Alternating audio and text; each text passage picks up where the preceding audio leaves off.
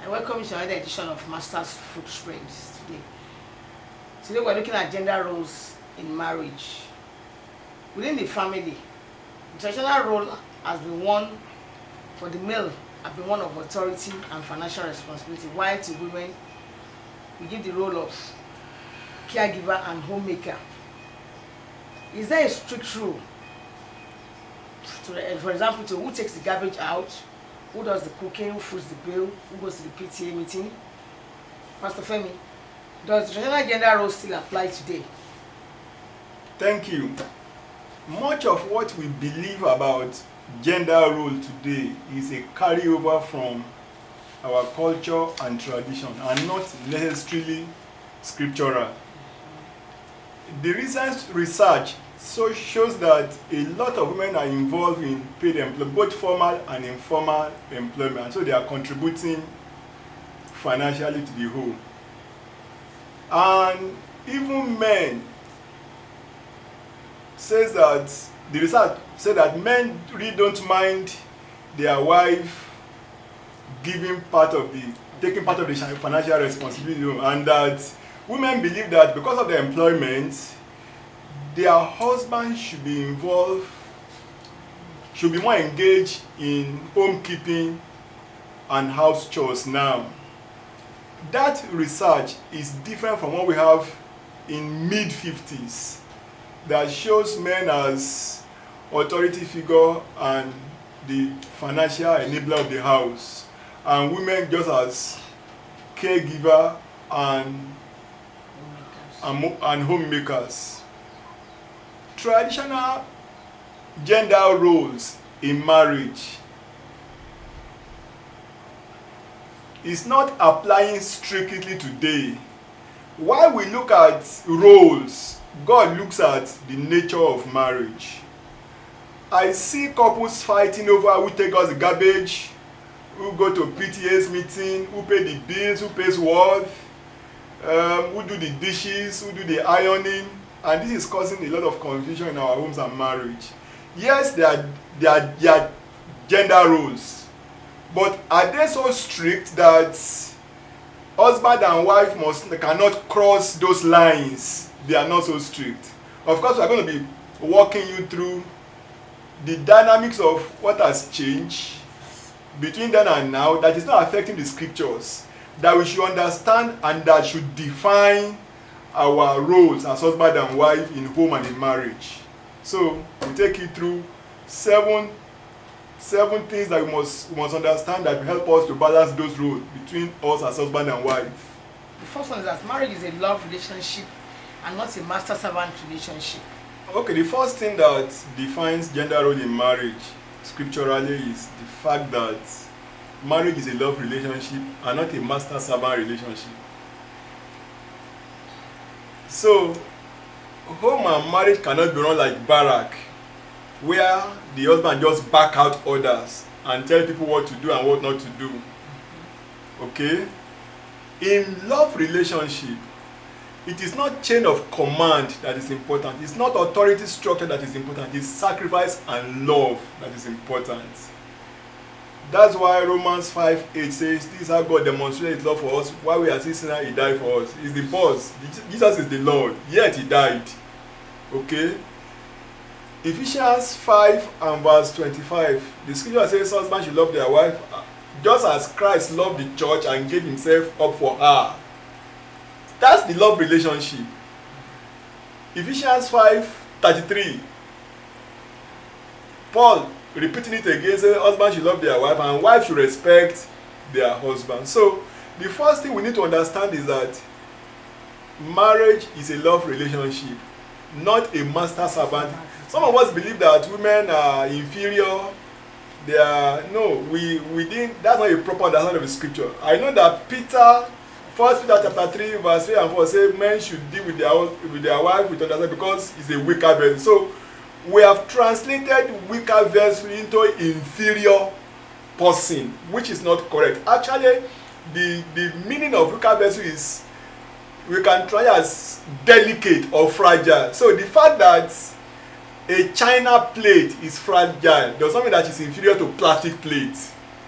Okay, so it only means that women are fragile or are delicate people to deal with in their makeup, not necessarily because they are inferior. Okay, so in marriage, it is not command that we emphasize. It is love, it is sacrifice and service, and this goes cross the boundaries of gender roles. That's the first thing that defines our role in marriage. Marriage is designed to be a blessing and not a curse. And not a burden. A burden. Yes, marriage is designed to be a blessing and not a burden. So everything you are doing to add value to that marriage is not a big deal. Whether you are taking out the trash, you are washing the toilet, you are paying the bills, whether you are cooking, is for as long as whatever you are doing to be a blessing to that marriage or to bring value to your home and marriage is not a big deal, because that's the mind of God. The mind of God is that husband and wife will come together to be a blessing to their lives and add value to their home. Ecclesiastes chapter 4 and verse 9 says, two are better than one because they have better reward for their labor. The book of Proverbs 18:22 says, he who finds wife has found a good thing, has found a blessing from the Lord. So it's a blessing and not a burden. So whatever we are doing for our home and marriage must not be burdensome. It must not be a burden. So cooking must not be a burden. If it had values to the home and marriage, paying bills must not be a burden, either for the husband or for the wife. If that's the way that God will use us to be a blessing. And remember that whatever you do as a husband and wife, it's God that's giving you that privilege to do it, because the Bible says it's God that's at work in us to will and to do of His good pleasure. Marriage is essentially a spiritual relationship. Okay, marriage is a spiritual relationship, not a social relationship, not a political relationship. And when you understand that, it helps define the role that we do in marriage. Because God expects that people who get married already have a relationship with Him through Jesus, and they are growing in that relationship. They are dying to self. They are putting everything that God has blessed them with at the feet of the cross. So where you have two spiritual people in marriage, role does not bother them, because they are already dead to their pride. They are already dead to their self. Whatever God has blessed them with is not a big deal to them, and they are not struggling with it to bless their home with it. So if the husband is financially blessed, he's not struggling with is my husband that should be paying the bill. In fact, even when such men are paying the bills, you will hardly find out that it's not their husband that is doing it. Whereas in some relationship, the wife will want to put herself out to show everybody that is the one that is acting out that role. That's wrong. Okay, so in marriage is a spiritual relationship. It's not a social. It is a social relationship that we are held bent on everybody acting out their role in a very strict manner. But in a spiritual relationship, people are out to glorify God and be a blessing to their spouse. Not necessarily based on role, but based on what God has done in their life and in appreciation of what God is doing in their home and marriage. Marriage is complementary, not competitive. Okay, so marriage is not a game. So nobody is winning, nobody is losing, and there must not be competition. I see a lot of home and marriage, I see husband and wife competing with themselves. There is no need for this. there's no place for competition in marriage. Marriage is not a football game where people must not leave their role, like the goalkeeper must not leave his goal post to go and do something. He has to stay there and all of those things. Okay? So there is no place for competition. What we have in marriage is edification, is building up, is support. And when you know that it necessarily does not have to do with roles. Okay? The book of Genesis chapter 2 and verse 18, God said it's not good for Adam to be alone. I will make for him a help. Yes. A help suitable for him. The word help means not just palliative. The word help means help that is crucial and critical, without which Adam cannot survive. So God expects that the help that the wife will be to the husband is a crucial and critical help. Not just the help of giving me water or giving me food so I can survive, but help that is needful both for life and for destiny. Okay, so and this defies gender roles. Such help defies gender roles. But if the husband and the wife are out to compete with each other, everybody want to stick to their roles and not cross each other's traditional gender roles. And remember that much of what we believe about gender roles are carryover of our traditional and culture, not necessarily scriptural. Okay.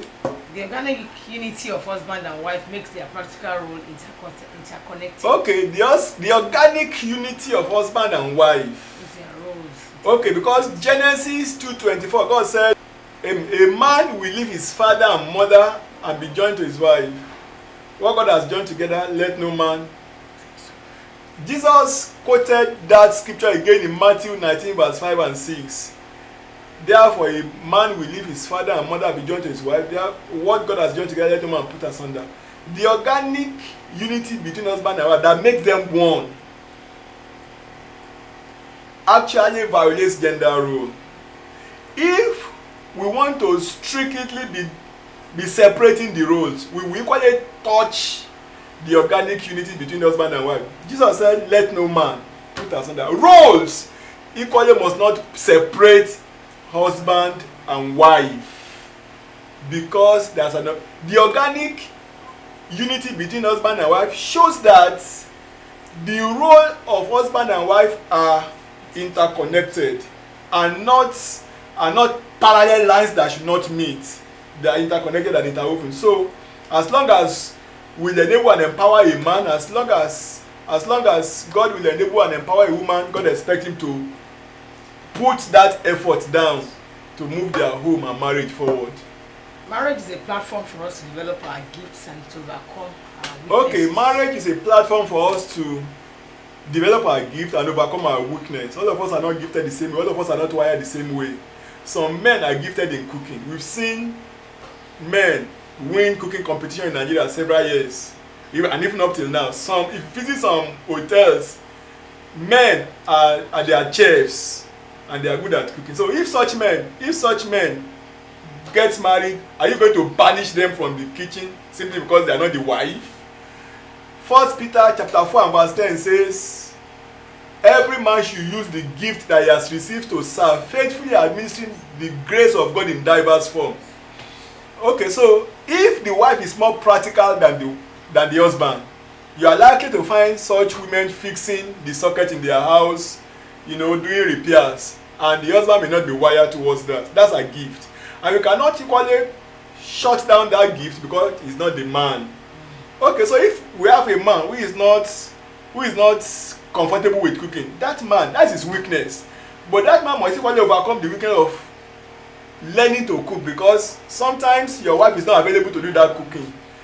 Okay, so all of us must develop our gift and overcome our weakness. And when you are trying to do that, when you are trying to overcome your weakness, then you are going to violate gender roles.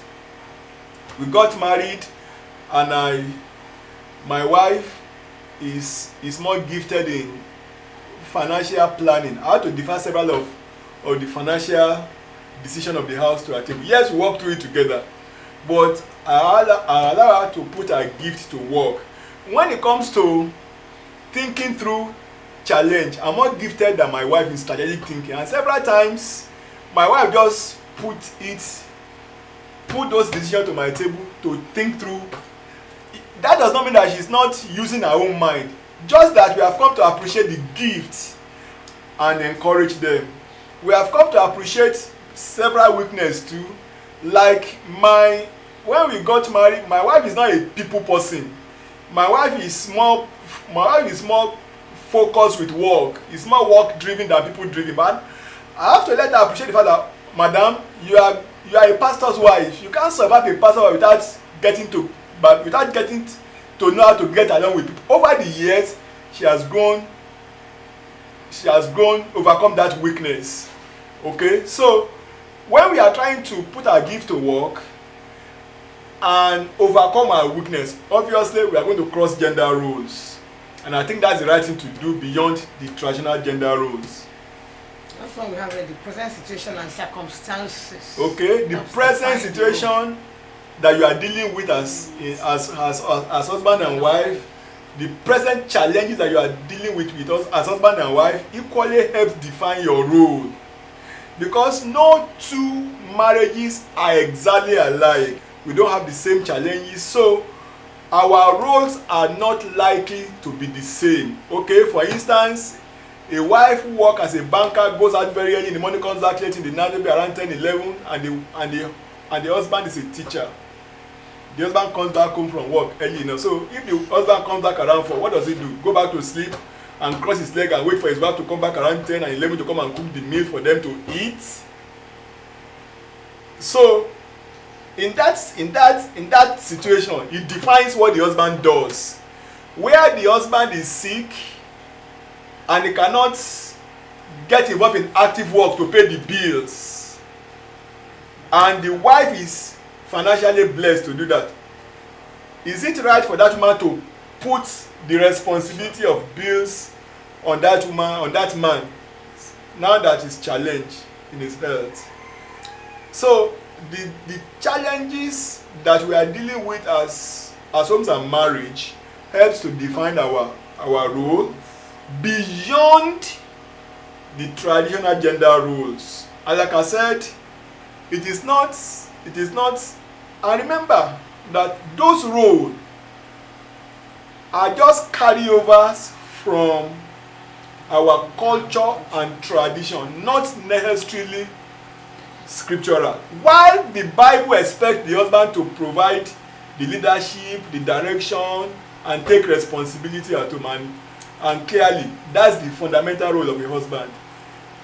That role is not totally removing the wife from that responsibility, like I've said, because of the dynamics that we have explained from the beginning. So we are not saying a man should be laid back and not do anything, but we are saying that the fact that this is what our culture believes or what our society believes, then we should not respond to changes and the reality that we have around us. Then it will be a lot of challenges to deal with in our home and marriage. Thank you. The question now is, how do we respond to societal response? How do we react to it? How do we handle it? For example, your in-laws, your siblings, they come to your house and they see you maybe washing plates in the kitchen as the husband. How do we handle it? How do we handle that? Okay, like I said, several of those roles are just traditional roles. The first time I saw a man winning cooking competition, it looked strange to me. But it's real. It's real. I am sure that, well, to start with, it may be strange to them because, you know, all of us struggle to embrace change. I remember when we got married, we went to market together. When we were coming back from market, you carry vegetable, I'll carry palm oil, and everybody on the street will be laughing. I'm just catching. And we are entering. We are coming down we are, from Okada. we are struggling to come down from Okada. No car then. I'm just catching my phone because what is driving me to do it is love, and so it's not burdensome to me. And deep down in their hearts, some of them want that response from their wife. Some of them want that response from their husband. Actually, when they come to fight you, they go back to their home and make you as an example to their husband and to their wife. So in good judgment, and when I say good judgment, that you are not trying to abuse your relationship with your husband. You are not trying to take the relationship between your husband and your wife for granted. In good judgment. If it is just that you are trying to build up your home, you are trying to add value to your marriage, you are trying to love your wife and your husband, there is expressly nothing wrong with it. And I'm sure they will come to accept that when they see the good side, when they see that you mean no harm for their son or their daughter, they will come to accept it and take it, go work with it, even in their own marriage and relationship. So I love that you leave a comment at the comment section about what you feel about gender role or what you are going through in marriage that has to do with gender role, so that and you can be sure that I'm going to respond to every comment. I'm going to love you to go to subscribe to our YouTube channel. Please don't forget to subscribe so that you can be alerted when the new video comes, and click the notification button. Thank you and God bless you.